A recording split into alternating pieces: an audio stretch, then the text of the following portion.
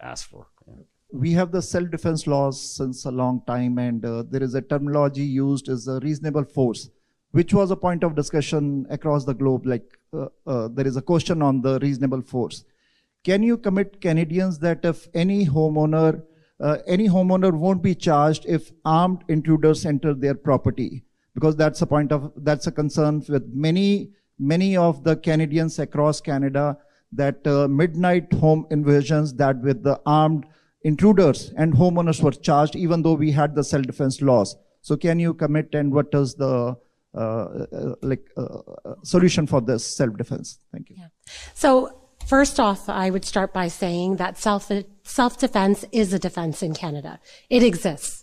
Regardless of the information and a lot of the conversations that have been happening, that people that have been coming up to me, there has become an understanding or a belief that people are not allowed to defend themselves in Canada. It is well established that you can defend yourself in Canada. What the level of force that is used in order to defend yourself is what can be at question. So, your question, I think, is, one for perhaps even law enforcement in some ways, because every case is different, and it depends on when an officer comes to the scene and what may have happened in those circumstances. So if somebody, for example, is murdered at somebody's residence, there should be an investigation at that murder scene.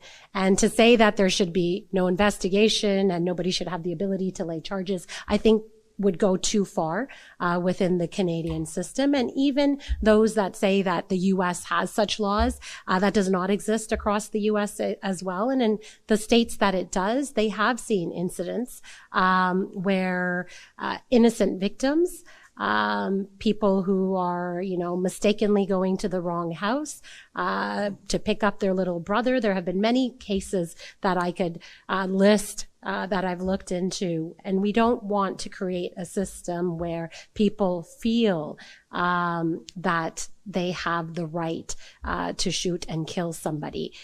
So I understand, the sentiment that is behind a lot of these comments. And I think the sentiment is that people want to be safe in their homes.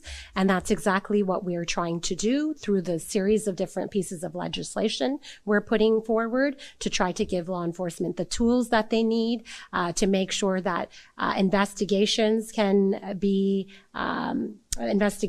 take place swiftly, efficiently, and that stiffer sentences are also imposed on those individuals that commit crimes.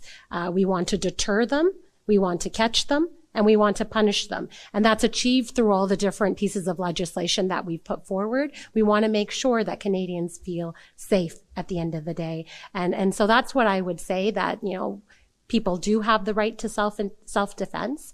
And that law was updated it was updated quite recently, I believe in 2014 or 13. And so, the piece of legislation that we're talking about today, the last time we saw an update was 30 years ago.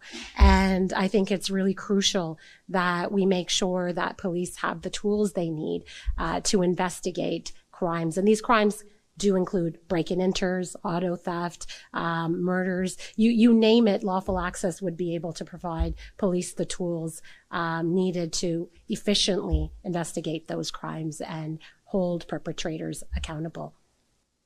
Chief, you want to add on the self-defense, if you want to see any changes in the self-defense from the home intruders?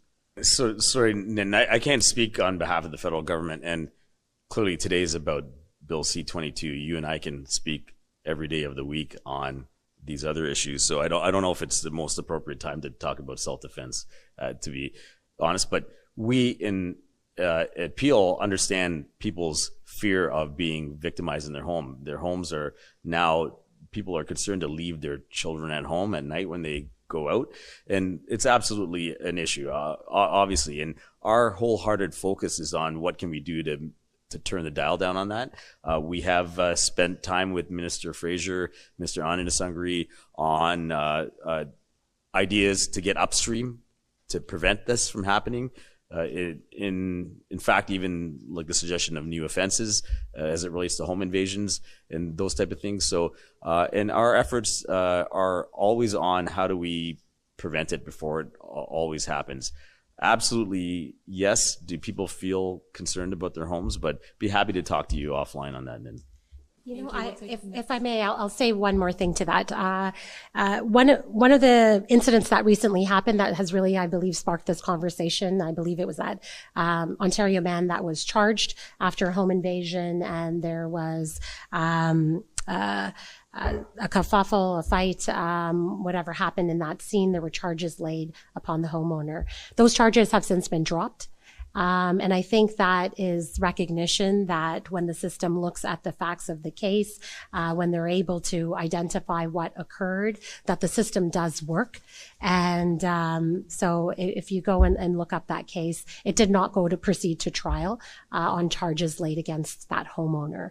So you know, I feel Canadians should feel rest assured that once again, self-defense does exist, and the police and through Crown prosecutors, they're able to, after looking at the facts of the case, identify the proper outcome that needs to be achieved. And I'll go back to, you know, Bill C14 again addresses break and enters, repeat violent offenders, to be able to deter and give harsher penalties and make bail more difficult to